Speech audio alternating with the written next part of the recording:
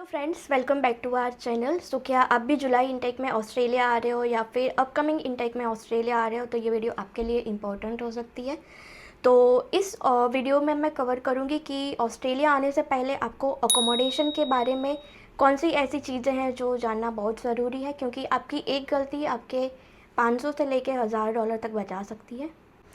हम भी इंडिया से ऑस्ट्रेलिया आए थे, तो हमें ऐसा लगा था कि अकोमोडेशन ईज़िली मिल जाएगा, लेकिन ऐसी कुछ चीज़ें हैं कि जो हमें अकोमोडेशन ढूंढते वक्त सीखने को मिली। तो मैं हमारा एक्सपीरियंस शेयर करूंगी और आपको बताऊंगी कि ऑस्ट्रेलिया में अकोमोडेशन में बिल, बॉन्ड और अकोमोडेशन स्कैम कैसे होते हैं और हमें इससे कैसे बचना है, जो हर एक इंटरनेशनल स्टूडेंट्स को आने से पहले ज़रूर पता होनी चाहिए। इस वीडियो को लास्ट तक ज़रूर देखना, क्योंकि मैं कुछ ऐसी टिप्स शेयर करूँगी जो आपके लिए इम्पॉर्टेंट है।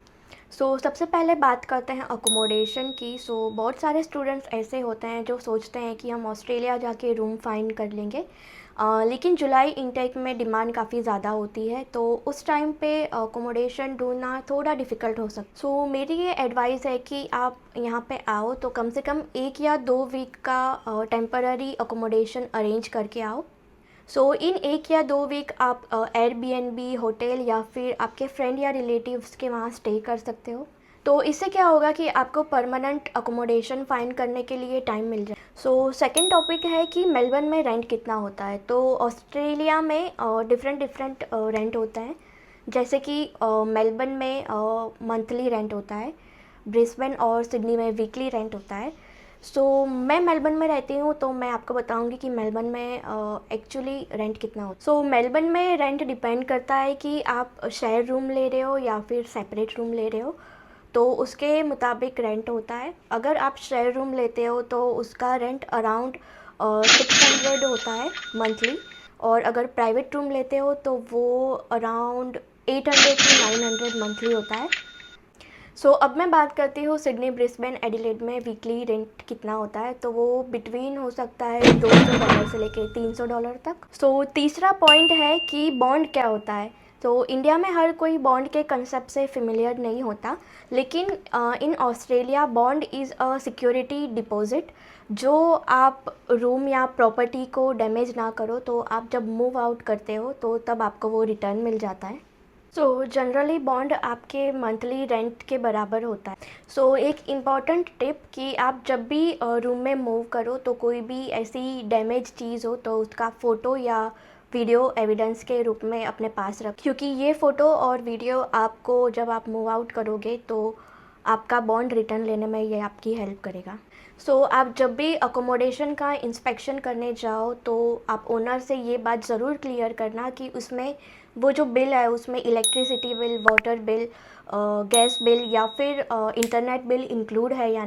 कभी कभी आपको लगता है कि रूम का रेंट बहुत सस्ता है, लेकिन जब बाद में हमें रेंट पे करना होता है तो जब बिल्स ऐड ऑन होते हैं तो वो रेंट आपका बहुत ज़्यादा बढ़ जाता है।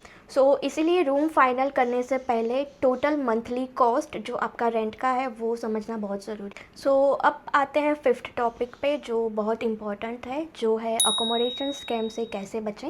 ऑस्ट्रेलिया में अकोमोडेशन स्कैम बहुत होता है और बहुत सारे इंटरनेशनल स्टूडेंट्स ऐसे होते हैं कि जो उनका शिकार हो जाता है।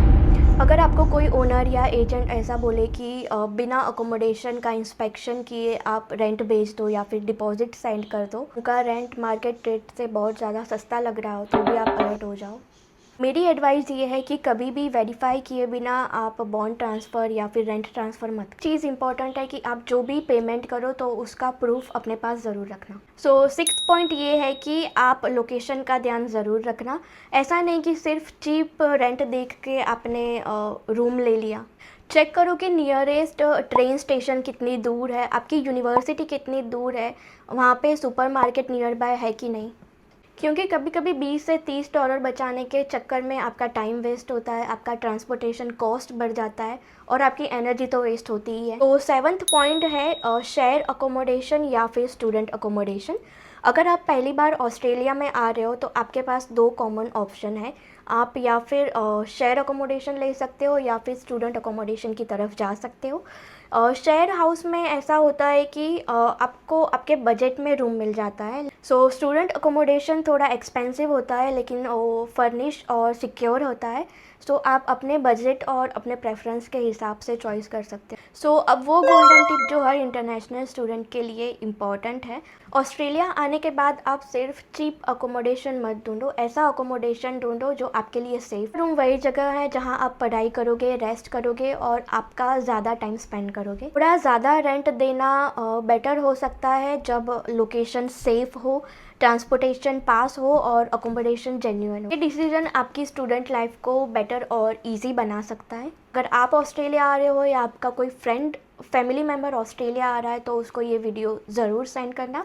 सो आपको भी अगर ये वीडियो यूज़फुल लगी हो तो लाइक करो, शेयर करो और सब्सक्राइब करो, क्योंकि इसी से मुझे मोटिवेशन मिलेगा नेक्स्ट टॉपिक पर वीडियो बनाने के लिए। So thank you for watching. मिलते हैं नेक्स्ट व्लॉग में।